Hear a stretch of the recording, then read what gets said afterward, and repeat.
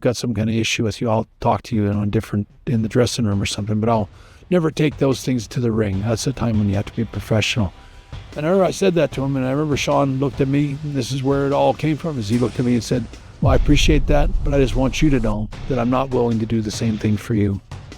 He knew. Bret Hart knew exactly what Shawn Michaels was. He said it out loud. He said it clearly, directly, and more than once. He warned the people in charge, and nobody listened. Not until a November night in Montreal proved every single word he had ever said was right. Before we get into the full story, if you are watching this right now and you feel like the world deserves to hear it, use the hype feature and give this video some hype. Push it out there. This is the kind of truth that deserves to travel as far as it possibly can. Let us talk about Shawn Michaels, because here is something that needs to be stated clearly before anything else. Before any of the politics, before any of the backstage maneuvering, before any of the betrayal. Shawn Michaels was genuinely brilliant at his craft. That is not a small concession. That is a fact that deserves to sit on its own for a moment. He had timing that felt almost supernatural. He had the kind of raw charisma that leapt off the screen and grabbed you before you even realized what had happened. When Shawn Michaels was truly on his game, he was as good as anyone who has ever laced up a pair of boots in this business. The matches he constructed in the mid-1990s are still discussed today as some of the finest ever produced anywhere in the world. He earned his position at the top of the card through genuine hard work and genuine talent. Nobody handed him any of it. He fought for every inch of it. He deserved full credit for all of it. But Bret saw something darker underneath all of that brilliance. He saw it clearly and he saw it early. So why did nobody listen until it was too late? To understand that question honestly, you have to understand who these two men actually were at their core. Because this was never simply a rivalry between two performers who personally disliked each other. This was a full collision between two completely different ideas about what professional wrestling was supposed to be, who it was supposed to serve, and what standards were supposed to govern the people performing it at the highest possible level. Bret Hart grew up inside wrestling, not beside it, not watching it from a comfortable and safe distance. Inside it. His father, Stu Hart, ran a training facility in Calgary that was known simply as the Dungeon. That name was not chosen for dramatic effect. It was accurate.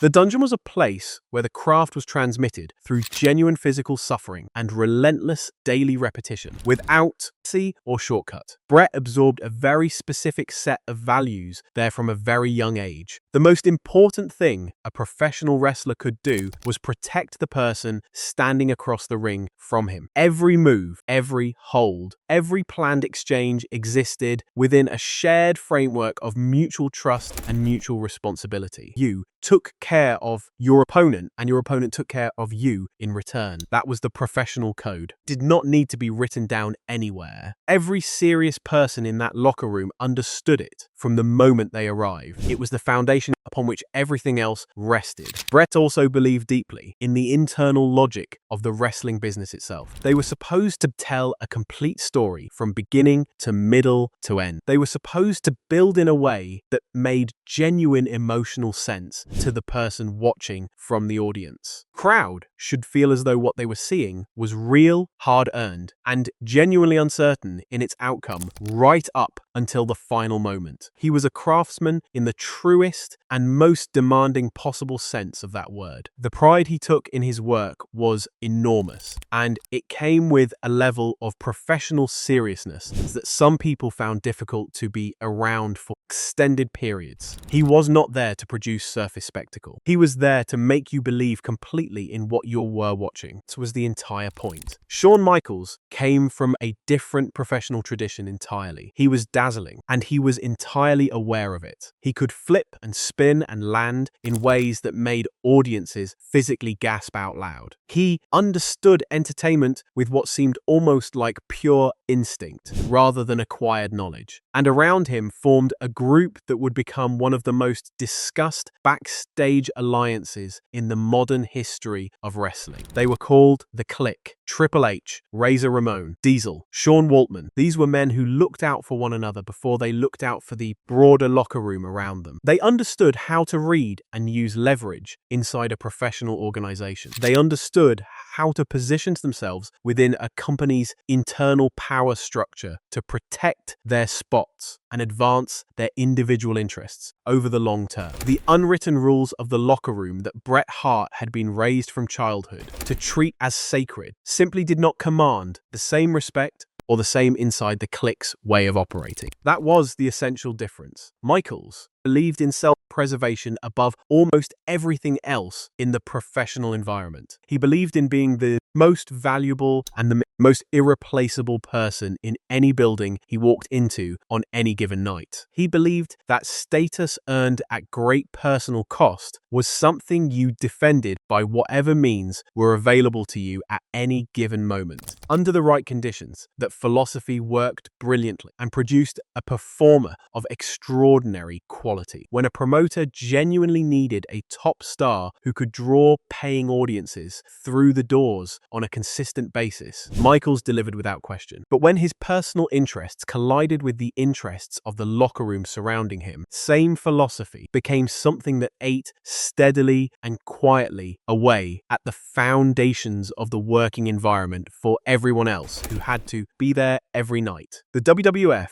in the mid-1990s was operating under enormous financial pressure that colored every single decision management made. World Championship Wrestling, known as WCW, was surging in ways that were genuinely alarming to the people running the WWF. Television ratings were climbing week after week. Their roster was expanding at pace. They were pulling established talent from the WWF and presenting those performers as bigger stars than they had ever been allowed to become under McMahon. Vince McMahon was watching his company lose meaningful ground in a competitive war it had once dominated so completely that competition itself had seemed almost theoretical. That pressure made him increasingly desperate to retain his most valuable assets at almost any cost. Desperation made him willing to accept and tolerate behavior that a healthier and more confident organization would never have permitted to continue unchallenged. In late 1996, McMahon moved to secure Bret Hart's long-term commitment to the company. Contract he offered was genuinely significant. A 20-year agreement, real and substantial financial security, creative protections that gave Bret meaningful input into how he was presented and used. Bret signed. But there was a serious problem buried inside the decision that would generate consequences almost immediate. McMahon had previously made a verbal promise to Shawn Michaels. He had told Michaels that Michaels would remain the highest paid talent on the WF roster. Bret's new deal directly and unavoidably violated that promise. When Michaels found out about the terms Bret had received, he was furious. He and his father sat down with McMahon and formally requested a release from the company entirely. McMahon refused to grant it. Refusal ignited a chain reaction that played out over the following year in ways that led directly to the events in Montreal. Michaels felt that the company had broken its word to him in a fundamental way. He felt that his contributions and his loyalty had been valued less than those of a colleague. Sense of financial grievance sharpened his existing instinct to protect his position by whatever means were available to him. Bret watched this dynamic developing and went directly to management with his concerns. He told them clearly that allowing financial resentments to build and fester inside a locker room was not a manageable minor inconvenience that would resolve itself over time. It was the kind of thing that poisoned an entire working culture from the inside out. When the people at the very top were competing over money and status instead of working together towards shared professional goals, the environment shifted in ways that made the whole place genuinely unsafe for every person who had to work in it every night. McMahon listened. happened, and he continued protecting his star. The warning signs had been accumulating for years before 1997 became the defining chapter of this story. There were real and documented incidents where anyone paying honest and careful attention could see the exact pattern Bret Hart had been describing. Theoretical concerns about possible futures. Actual events with actual consequences for real people whose careers and livelihoods were directly, permanently affected. The first significant incident happened in Syracuse, New York. Michaels had been out at a local bar after a show with Davey Boy Smith and Sean Waltman. His behavior during the evening became aggressive and disruptive in ways that attracted serious and unwanted attention from others present in the venue. The situation escalated and ended in a physical confrontation outside. A military officer beat Michaels severely in a parking lot altercation. His companions were in no condition to help him. They were far too heavily intoxicated to intervene or assist in any meaningful way. The WWF needed to protect their top star's public image and the company's investment in him, so they constructed a version of events that served those purposes cleanly. Official story presented to the public described an unprovoked ambush by 6 Marines that Michaels had done absolutely nothing to invite or provoke. The physical injuries Michaels sustained real and they were serious. The account of how he came to have those injuries was not. Direct result was that Michaels could not compete. He was physically unable to defend the Intercontinental Championship and was forced to forfeit it entirely. An entire section of the company's carefully planned booking had to be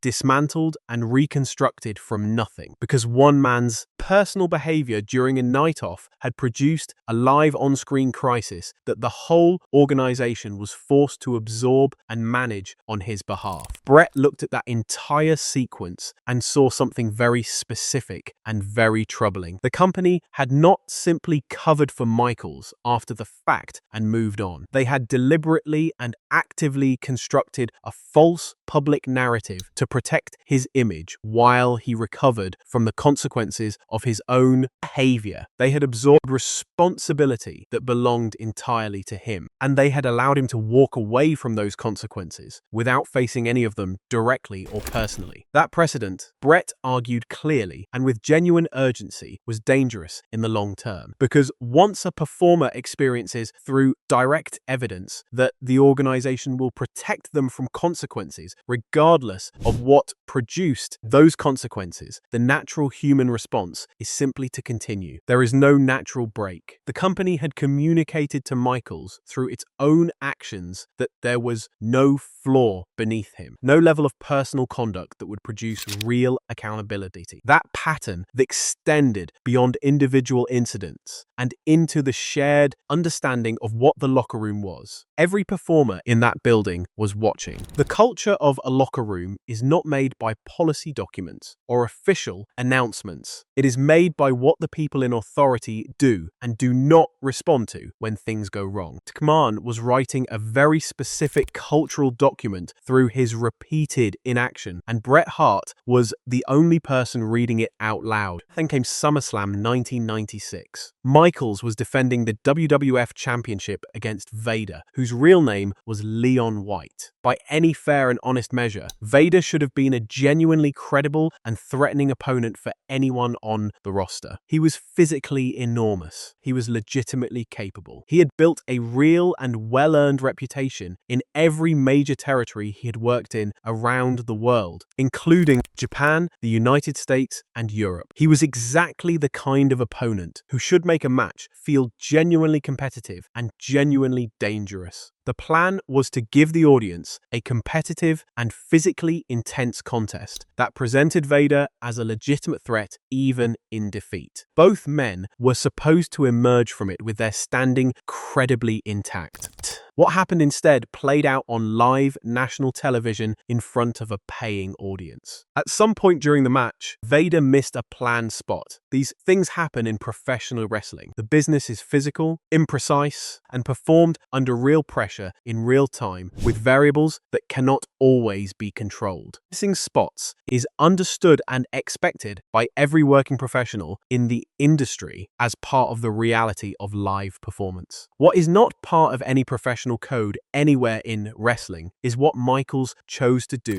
in response. He screamed at Vader on live television. He threw a visible and sustained tantrum in front of the paying audience and the cameras broadcasting to viewers across the entire country. He threatened out loud to walk out of the match entirely. Every moment of it captured and transmitted in real time. Jim Ross, one of the most respected and knowledgeable voices in the history of professional wrestling, was thoroughly direct in his assessment of that night afterward. He called Michaels' behavior unprofessional in terms that left no room for a charitable interpretation. He also noted that Michaels was genuinely fortunate that Vader chose not to respond physically in that moment, because the outcome of that confrontation would have been completely different from anything Michaels was equipped to handle. Vader, despite his formidable reputation and his enormous physical presence, was a sensitive and genuinely proud person away from the performance environment. The public humiliation cut deeply into him in ways that were not small or temporary. His momentum inside the WWF collapsed almost immediately following that night. His confidence was broken in ways that showed clearly in everything he did from that point forward with the company. A career trajectory that had carried real potential and real promise was effectively ended by one man's failure to manage his own emotional reaction during a difficult stretch of a match. Bret watched all of it.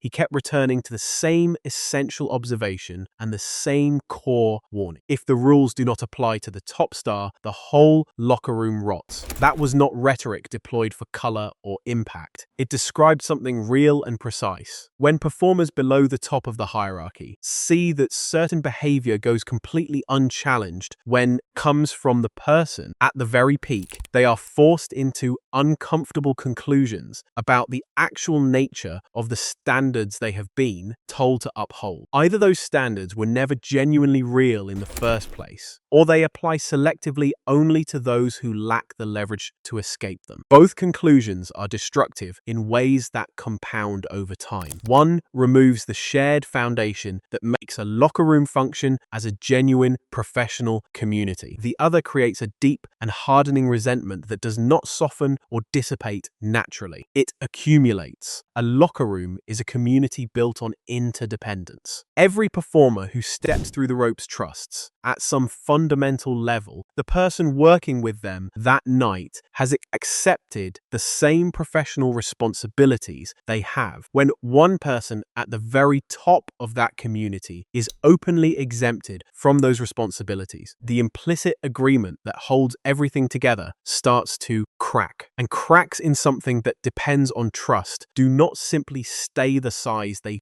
started. They spread, they deepen, they find the weakest points, and they work at them until something gives entirely. McMahon heard the warning. He kept protecting his star. As 1997 opened, the conflict between Bret and Michaels stopped being a matter of professional philosophy and became something far more personal and considerably more dangerous in its practical implications for everyone involved. Bret had grown openly uncomfortable with the direction the WWF product was taking. The company was pivoting toward an edgier and more deliberately provocative style of presentation, more vulgarity, more content that deliberately blurred the line between scripted entertainment and genuine personal hostility. Bret found this unnecessary and beneath the standards of the craft he had given his career to building and protecting. He was not quiet about it. At one public point, he described Michaels, Triple H, Chyna, and Rick Rude using a specific and pointed word. He called them degenerates. What Michaels did with that word demonstrated the kind of political intelligence that made him genuinely difficult to confront directly in the arena public perception. Rather than treating the insult as something requiring a defensive response, he owned it completely and built something lasting and effective out of it. He and Triple H constructed a faction around the very label Bret had used as criticism. They called themselves D-Generation X. The word Bret had intended as condemnation became their identity and their brand and their explicit statement of purpose. Bret had tried to use shame as a weapon, and they had converted that shame into armor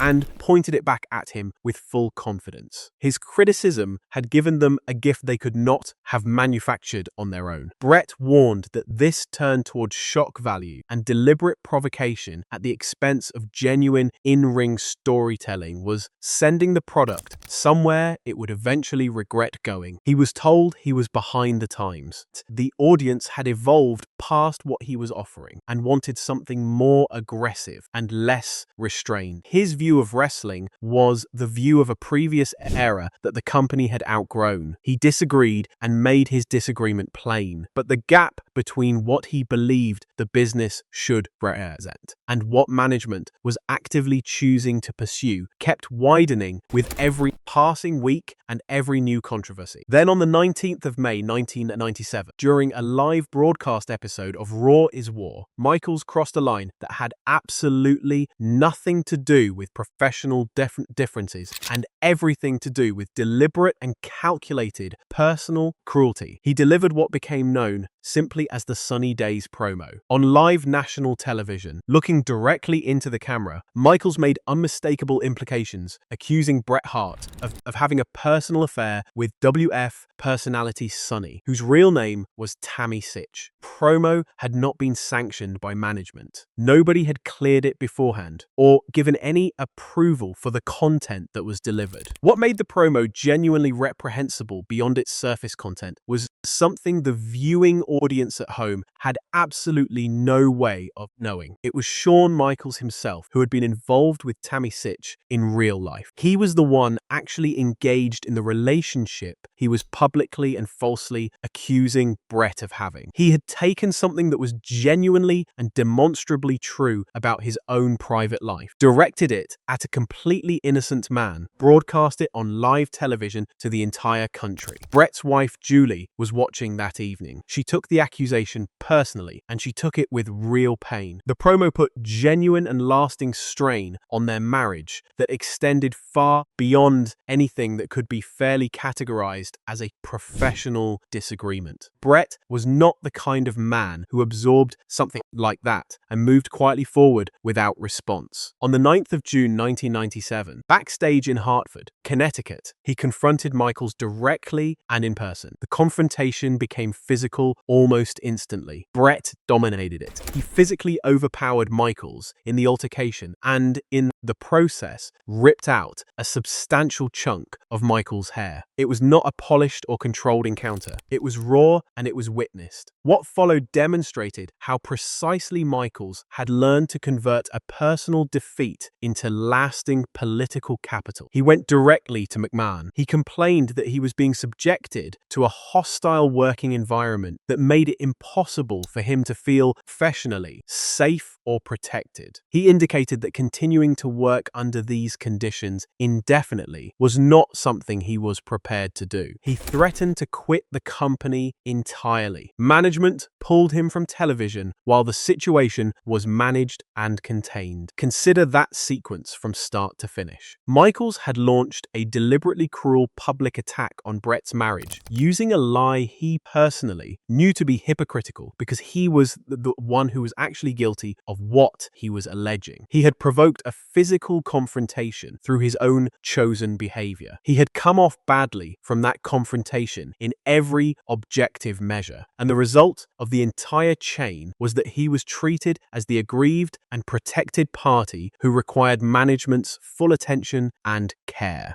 Consistent and documented warnings about this exact dynamic were once again set aside by management that could not afford to lose its top star. The summer of 1997 moved the entire story toward a point from which there was genuinely no return. WWF Championship sat at the center of every conversation and every decision being made at the top of the company. Bret held it. Michaels was positioned as the challenger. Their match at the Survivor Series in Montreal was being constructed as the culmination of everything that had been building between these two men across years of professional friction and personal internal conflict. But beneath the visible surface of the storyline, a separate and far more consequential series of events was unfolding that would ultimately determine what actually happened in that ring. On the 12th of October, 1997, backstage in San Jose, California, Bret Hart did something that required real professional courage and genuine personal integrity. He sought out Michaels directly and initiated a direct and honest conversation about what was coming at Survivor Series. He told him without conditions or qualifications or any room for misinterpretation that if Vince McMahon asked him to lose the WWF Championship to Michaels at Survivor Series, he would do it. No objection, no negotiation, no conditions attached. He would honor his professional obligation and he would put Michaels over cleanly. That was the code of the business. It was what being a professional in this industry fundamentally meant. He then asked Michaels a single direct question. If the situation were completely reversed and McMahon asked Michaels to lose the championship to Bret, would he be willing to do it? Michaels told him no. He said it without hesitation and without any visible discomfort about the implications of what he was openly admitting. He would not drop the title to Bret Hart. That was his answer, and it was final. Single exchange became the pivot point around which everything else in this story turned.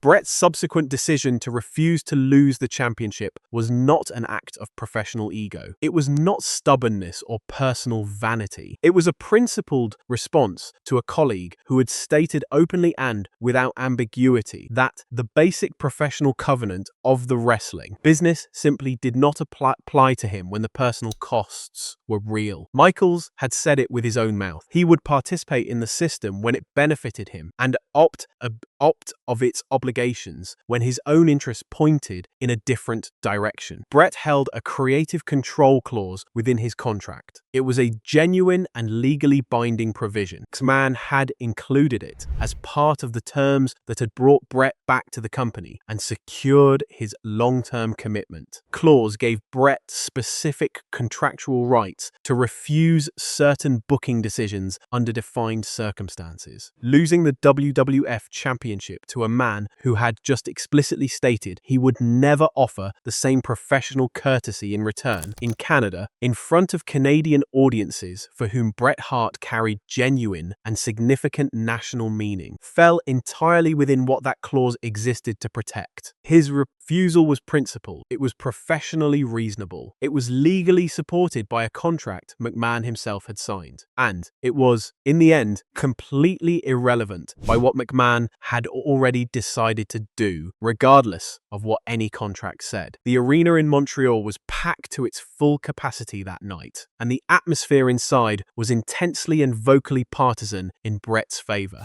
Bret Hart meant something to those fans that went far beyond the ordinary relationship between a performer and an audience that had paid to see them. When Michaels applied the sharpshooter to Bret, using the exact hold that Vader had specifically warned him to avoid at all costs, the crowd tensed visibly but held their faith in their man, had watched Bret Hart escape from difficult positions for years. They were waiting with confidence for the reversal they had every reason to expect was imminent. The noise of that building in those seconds was the noise of a crowd that fully believed in the man they had come to support. Trust was total and genuine, and it was about to be used against everyone in the building who held it. The referee, the timekeeper, the man collecting the salary McMahon paid him were all participants in something that had been planned weeks in advance.